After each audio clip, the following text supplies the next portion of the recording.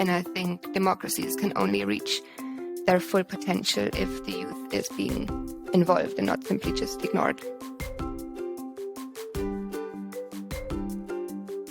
Hello everyone, and welcome to Under 30, a podcast brought to you by the partnership between the European Commission and the Council of Europe in the field of youth. I'm Ismael Páez Civico, and together with Mara Georgescu, we'll be hosting this episode. We hope you enjoy.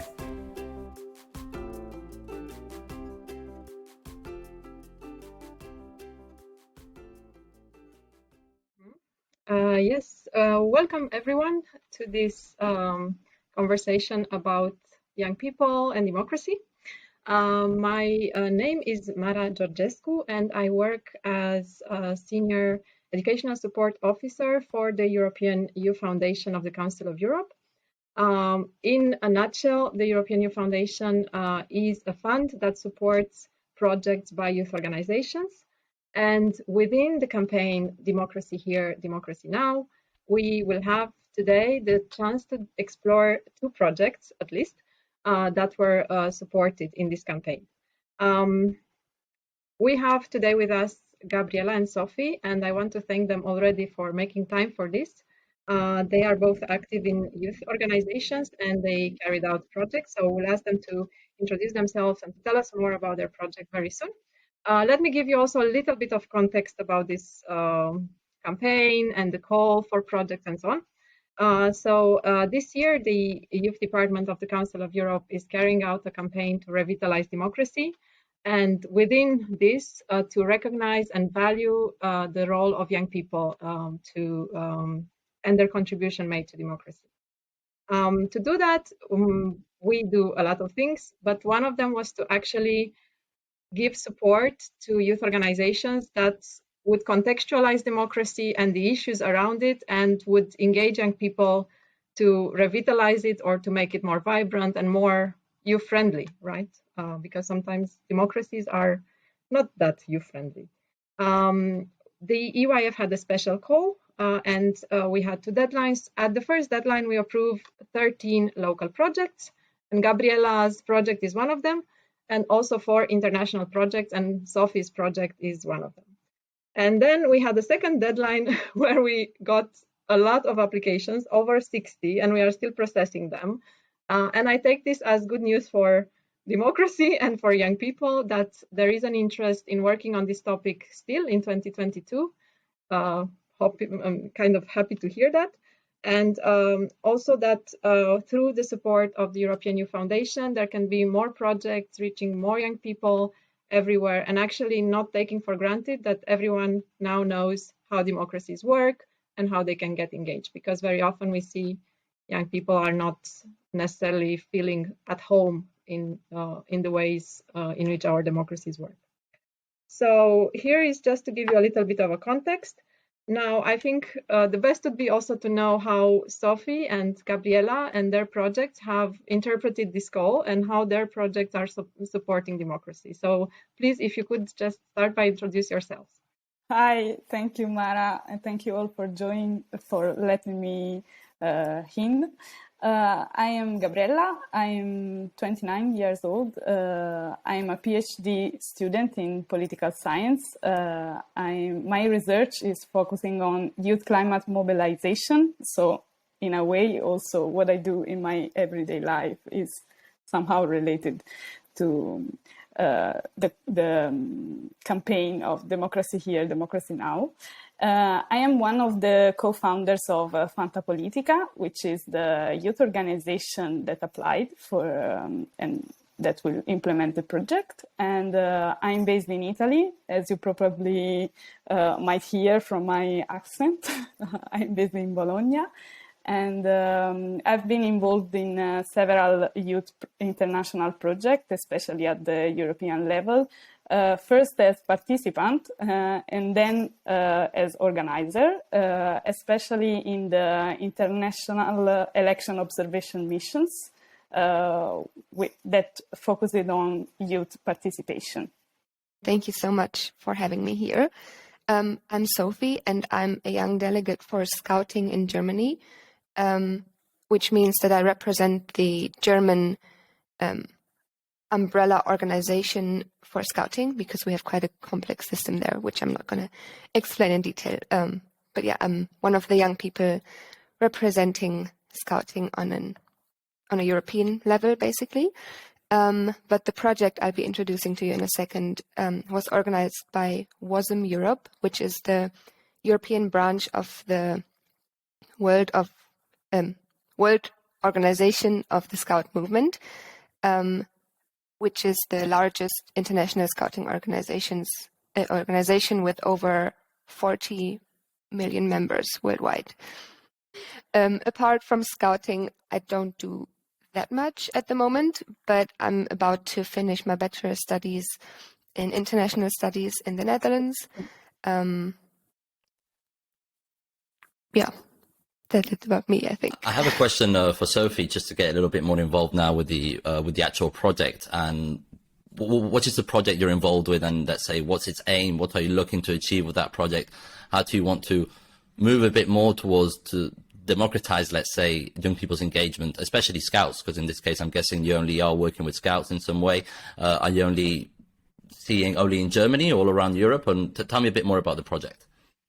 Yeah, sure. So our project is or was called The Power of Human Rights Education, and was basically meant to start a dialogue about human rights within the scouting associations in Europe. So yeah, it's a European project. It's not just within Germany. And we were, I think, 25 participants in that project from over 15 different European countries. So it's quite a big and international European project, I would say. And yeah, we started our own campaign, and within that campaign, each of the participants will be starting their own project within their national scouting organizations. Because, yeah, there's this stereotype that scouting is just about eating leaves and selling cookies, which it is not, because scouting is very political.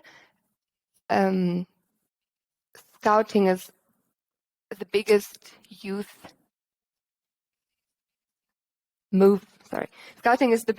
movement in the world, and that's why we have quite a big, I think, educational responsibility, because we can reach that many young people. So we're trying to bring human rights into the dialogue and teach young adults and children about the importance of human rights within democracies. So Sophie has been speaking about human rights education within scouting, let's say, and in your project, you're tackling a lot of climate change and a lot of inequalities in society, whether for young people or society in general. I was asking, do you see any parallels between both of your projects, or are they completely different in your perspective, or do you try to tackle through a different angle and not specifically human rights education, how it might be more commonly understood?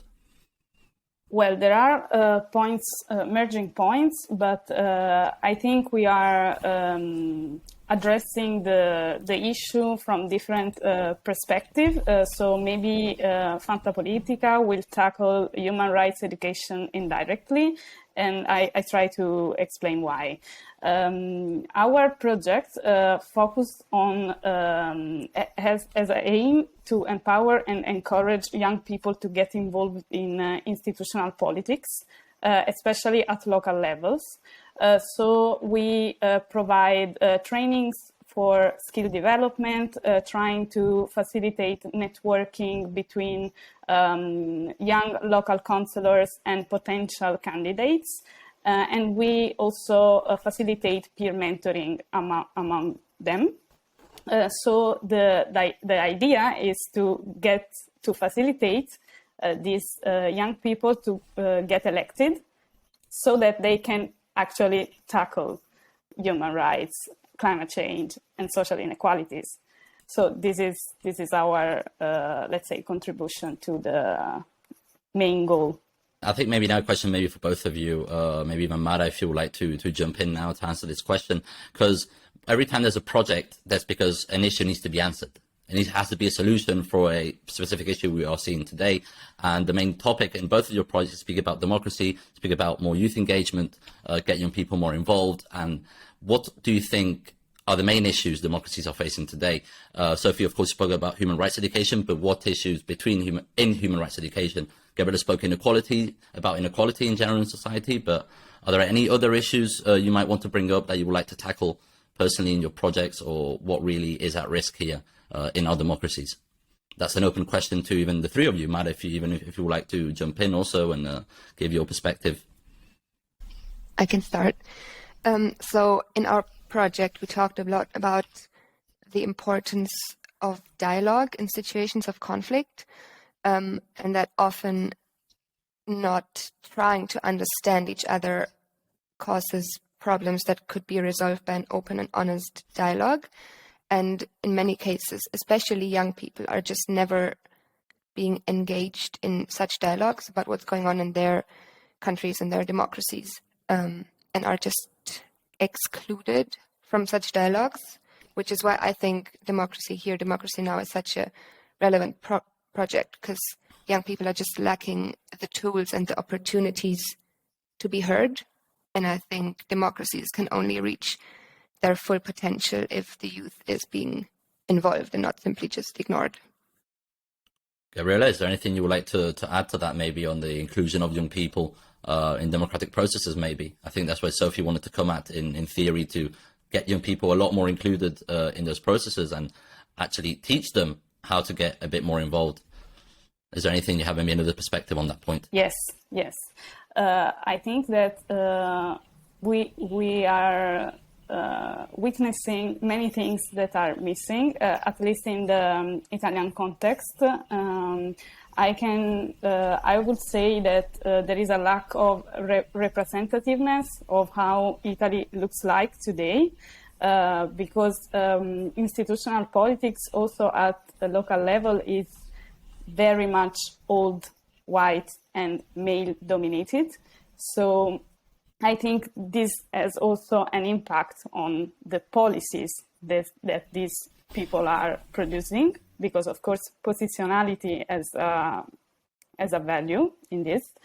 And the other negative effect of this lack of representativeness is that there is a process of tokenization of young people.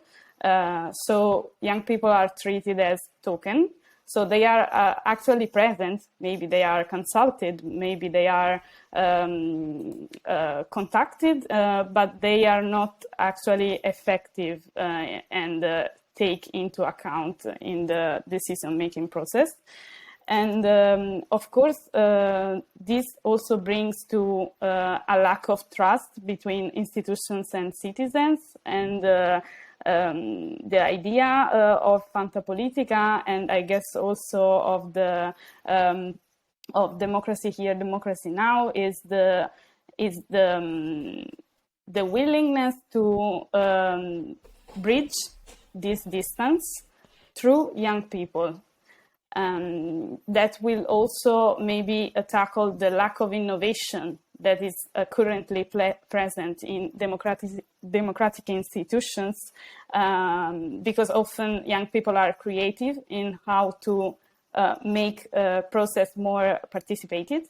And I think they also grab a more nuanced and complex idea of reality, which sometimes is lost in the polarization of current democratic competition, especially during electoral period.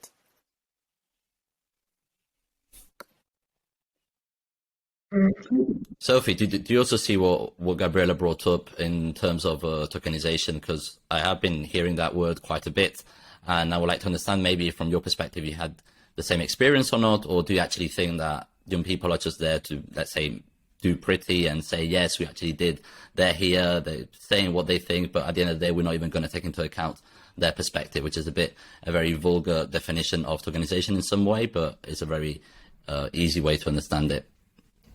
Yeah, I think it's often a very big problem that young people are, or it's pretended that young people are actually taken into account, but they're not actually being listened to, which is why I think scouting is so relevant for young people, because our aim is to include young people into decision-making processes and help them find their own voice and stand up for what is important to them. And we teach that to them from a very young age, because I think in some countries scouting starts even at the age of 4, and we start giving them the tools to stand up for what they believe in and do that as a group. So I think, scouting is a very good example of how it can be done, even though we still have a lot to work on, of course, but it's a step in the first step in a very, very good direction. And I think politics can maybe even, have a look at what a good job we do. No. Actually, I have a question, because I would like to know why both of you think that young people are tokenized, and how both of your projects can actually be a solution to that tokenization in itself. Do you think young people are tokenized in the way because maybe they don't have enough experience, or maybe because they're not taken seriously because they're too young, they don't have the relevant studies maybe, or they haven't worked enough? I mean, to be honest, do you expect an 18-year-old maybe to be in the highest level of government or not? I think that's really the question we want to get to. And maybe if you have, maybe yes, maybe not. I'm not entirely sure what both of your perspectives is. Maybe Gabriella, you would like to jump on that question? Yeah, I think that the honest question is that everything is adult-centered and built by adults. So there is this idea that young people doesn't have an entire or complete political agency, while they have. But of course, because also of their age, they couldn't have a huge experience. But this doesn't mean that they are not, they cannot be competent in what they do, and also because during the early age of childhood or youth, people are very much oriented in justice actions. So they do feel as a burning question those of justice, declined as race justice or climate change or gender issues. So I would say that this happened because institutions and spaces in general are not built to include young people, and also because there is a cultural idea that young people are not competent just because they are young, while also, and this became also more tricky and complex if we think of how much differences are now raising between generations, because many changes happens at systemic levels in the last years. So I think that also young people do have a toolkit that the oldest don't have, because they just didn't have the time to become competent in that. So there is like how do you say something that is I miss the word. When you take what is missing that other doesn't have and you complete it. So I use a very complex sentence to say that, but I hope it makes sense what I said. I think we can get the idea. Mm-hmm. Yeah. Sophie, what's your perspective with what Gabriella said?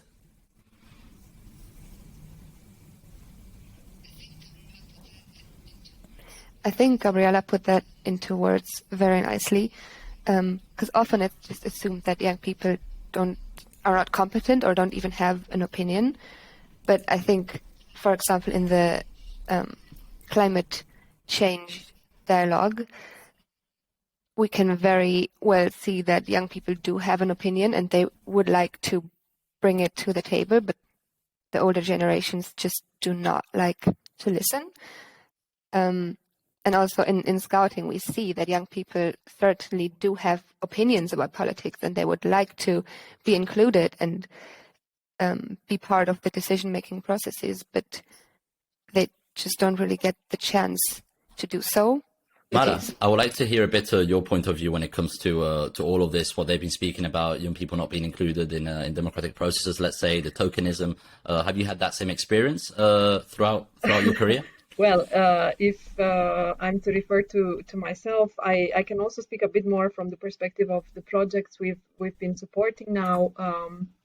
I think one of the issues is this question of space for young people. And space is not, I think we cannot really talk about space for voicing one's ideas if that space is superficial or artificially created. So I think young people really need to be part of the serious business of running our societies. And this is what we see also in the projects that were proposed. It's not like, okay, you have your own little thing with other young people, you have fun, you decide on something totally irrelevant, and then you move on. That's not democracy. That can be, let's say an educational process. But actually what we see from the project is that young people want to be part of the core business of running our societies, of deciding on important issues that influence their lives. It's not that somebody who is young, they don't experience, poverty, or they don't experience lack of jobs, or they don't experience, if our cities look nice and friendly, or they don't. So I think this message of the campaign and also of the projects we've been supporting is that young people really want to be at the table with the adults. I don't think we've seen so much this kind of let's say issue of the 70s where the young people were against the adults, but what they're actually saying is like, we want to decide and we want to have a voice. And I want to also raise the issue here also in terms of the state of our democracies, that even though we always say, one vote is one and value is one, there are groups in our societies that either by their lack of, let's say, engagement in education, or because they live in poor conditions, or because they've been marginalized for ages, sometimes they are even more excluded than young people in general. So I think within youth groups, we also see there are questions around minority groups, also around representation of LGBTI people. And I think we need to also look at this, how democracy looks through the eyes of a young Roma person, or through the eyes of a young irregular, and I don't like this word at all, but through the eyes of a young irregular migrant. I think it's also important. And I think with this, I would like to say that what we see in the projects is also that youth organizations are very much aware of these issues and are very much on top of the needs. So I would like to add to this conversation also the need of trust in young people, because this is not, I don't think we're yet there as societies to say, we trust that 18-year-old to be at the table with the 60-year-old, and that's okay, and that's actually enriching. I don't think anyone wants to say, okay, let's get rid of all the adults and then we'll be fine. But the message is more, let's decide together, because we live in the society together. Oh, but I think now it could be interesting to dive into the topic of the Youth Action Week. I mean, again, that is a bit what we're also here to discuss, and a lot of young people are going to regroup now at the end of June. And I want to hear, Gabriella, Sophie, are you both going to this? And if you are, what would you like to see there? What changes would you like to be made? What kind of dialogues? Because Sophie did bring up the issue of the dialogue, that there's also maybe some things being lost in translation. So I'd like to know both of your perspectives, or what do you expect from this event, and etc. So maybe Gabriella, you would like to start with that, and maybe we can give the word on to Sophie afterwards. Yeah. Well, I expect to meet engaged citizens that come from different backgrounds. And so also very related to what Mara just said, to learn from other perspectives, because young people are not an homogeneous group. They are very different. Although they often share the position, the minoritarian position, especially in aging society that Europe is full of. And also I expect to network with people that have common interests, to discuss about very complex links like the one between democracy and peace that unfortunately is very at risk in our continent right now. And also to discuss what we are discussing right now, like how to include effectively youth in the decision-making processes. And of course, to celebrate Council of Europe and what it acknowledge its achievement since its foundation.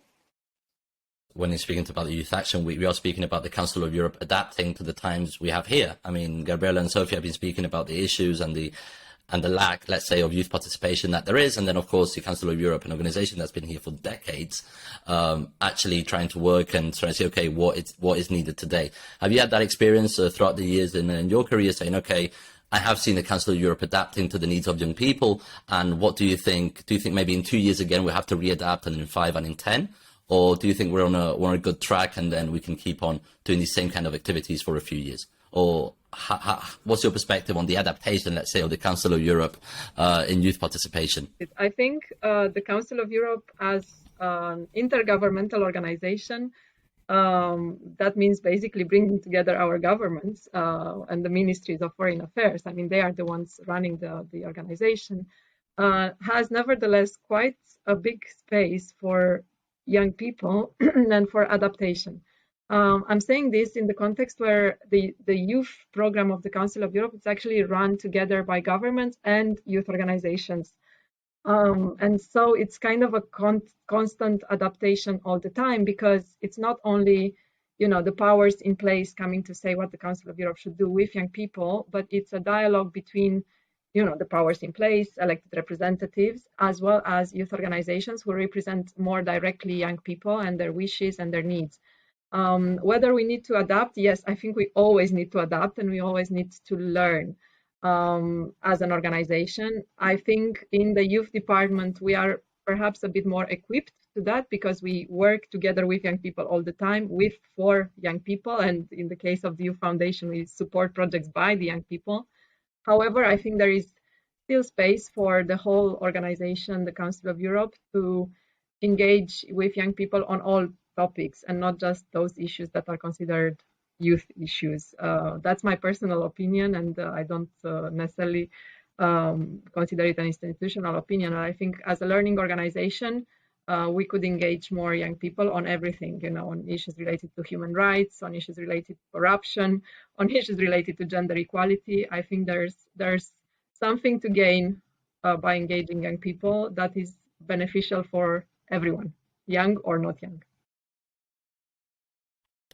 I think it could be interesting to get the perspective of young people in this case. So, Sophie and Gabriella, are you satisfied with Mara's answer? Do you think indeed at the Council of Europe or with your projects in some way there has been a kind of effort on both sides, either from your organizations and your projects and the higher level of institutions and organizations actually helping young people and giving them that space that you two, of course, have taken a place in some way? What's your perspective? Sure. I think it was a very nice answer. You said it very nicely. And I think the EYF does a very, very good job, because we need to listen to people, and we need to adapt and fight for their causes, but also for general topics that are not necessarily connected to youth topics, if that makes sense. Because there's so much, as I already said, motivation and enthusiasm to work for common causes among young people. And the EYF is a very, very good forum to do that, but also the Democracy Here, Democracy Now campaign gives a voice and toolkits to people, which I think is so important and so relevant. And I think will make a lasting change. At least I think our campaign, The Power of Human Rights Education, will make a lasting change in scouting. And I'm looking forward to see the results of everybody's projects and also of the other projects that were part of Democracy Here, Democracy Now. I can go. and say that I totally agree with what Mara just said. I think that young people should be included in all political topics, all the topics that affect society, just because they are just citizens, and they will be citizens for a very long time, if you think about it. So every decision will affect their lives. I think they should be more present at every level, and not only on youth related topic.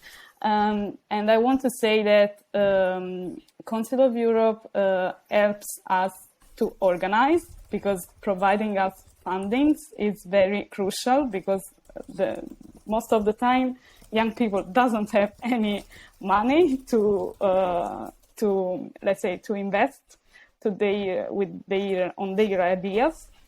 So it is very vital what they do, and also in terms of facilitating dialogue with people with different backgrounds, and also from different countries that are not only those that belongs to the European Union member states. This of course enrich the conversation and enrich the grabbing of complexity that we are facing in contemporary times. So, yeah. Is there anything else you would like to add? Anyone? Maybe Mara, as you didn't speak as much from the beginning. Maybe there's some things you would like to add. Or Gabriella or Sophie? Closing remarks? Oh God, I can say something, but it's not. I think it's important. I would just like to thank all the youth organizations that have proposed their projects to the European Youth Foundation within this call. I think very often we forget to actually say thank you for the time spent even in putting together an application, preparing it, wanting to do something very serious. And yeah, my final word is really thank you for the dedication.